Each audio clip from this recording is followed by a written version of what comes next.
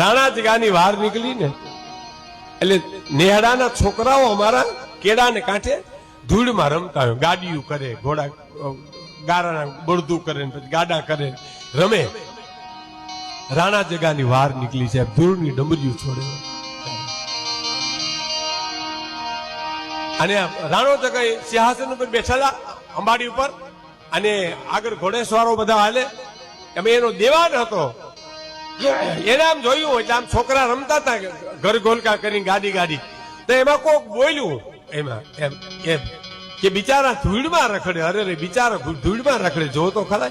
એ બિચારા શબ્દ કીધો, એ છોકરાના હૈયામાં ચોંટી ગયો કે ઉભા રહેજો, અમે આગળ આવીએ. નેહડામાં હળી કાઢી, નેહડામાં જઈને બધાને કીધું કે કોક મોટો માણસ નીકળ્યો છે, હાથીની અમાડી ઉપર બેઠો છે, ને અમે ધૂળમાં રમતા હતા ને, અમને બિચારા કીધા એને. હે કે બિચારા કીધા એમ? હાલો હાલો. એટલે વડીલે કીધું તમે હમણાં કોઈ આવો, પેલા મને જવા દો. એ ડાયો માણસ ગયો, પોતે બેઠા બાંધી, પાઘડી ફેરી. અને મોટો માણસ એટલે રાજા છે, એને અમને તો રાખવી જ પડે ને. એટલે જેમ કે બાપુ જય માતાજી. ઓહો, આજ કે મારો બાપ રાણો જગો નીકળ્યો કે અમારી ગીર માંથી. તો કે હા.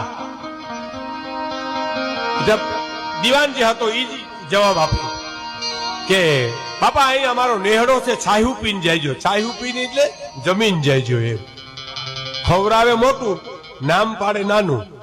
અને આપણે ત્યાં નામ બહુ મોટા પાડે, નામ પછી ખવરાવે કેવાય. તો આપણે ખબર છે બધાને કે છાહ્યું પીને જાયજો અહીંયા.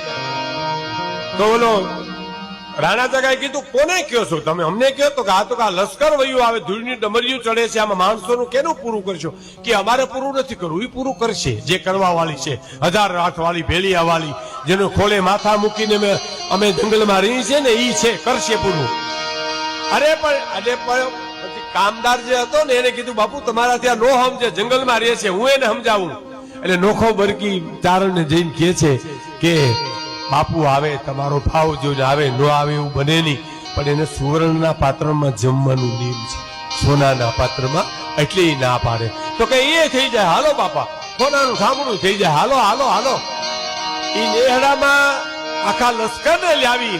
અને હવે સાંભળજો સાહેબ, જે મહત્વની વાત છે, એ થોડો હોય ને, થોડા હોય માતાજીના, ત્યાં ઘીનો દેવો કરી આંતરમાં પાકડી નાખી અને પુકાર કર્યો, હે ભેળિયા વાળી, હે 9 લાખ લોબડી હારી, હે ચીંડવા વાળી મોગલ, હે મઢડા વાળી સોનલ, 9 લાખ લોબડી હાર્યો, અમે અમારી કુળદેવી તરીકે તમને મન ધનથી પૂજ્યું હોય ને, તો હું મારા એકલાની ભેહું વેચી નાખું ને તો એ હોનાનું ઠામણું થઈ જાય. પણ આખું લશ્કર હોનાને ઠામણે જમે એવી કરી તો તું સાચી કહેવાય. એમ તો કે હા, આકાશવાણી થઈ. આકાશવાણી એટલે ઘટાકાશ, જેને અંદરથી અવાજ આવે. આકાશવાણી એટલે અંદરથી સ્ફૂર્તિ થાય. એના પ્રસંગો ઘણા કેવા બે તો આવે, અને અંદરથી આનંદ મીંડો આવવા. હા, કે મારી માં હુકમ કર્યો છે, હે હાલો કે બાપા. અને માણસોને કીધું, માએ કીધું કે હું તારી ભેરે છું, ખાખરાના પાંદડા પીરી દે આખા લશ્કરને, અને હોનાના કરવા વાળી હું બેઠી છું. અને ટૂંકમાં કેવા મુજબ, હાવ ટૂંકમાં કહું તો આમ લશ્કર જમવા બેઠું, ખાખરાના પાંદડા પીરહાના, અને એમાં વાનગીઓ પીરસાની કઈ જમવાની જે કઈ હતી, જે માલધારીએ કરી હતી, અને સોનાના પાત્રો થઈ ગયા. બરાબર.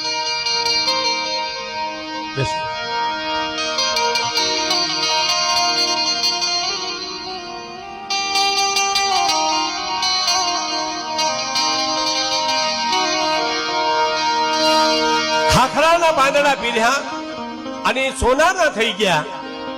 લશ્કર જોયું, બધા જોઈ રહ્યા, જે કાંઈ હતા ડાયા વિદ્વાન માણસો, કાંઈ અંધી ચડી ગઈ, કાંઈ બોલી શીખ્યા નહીં.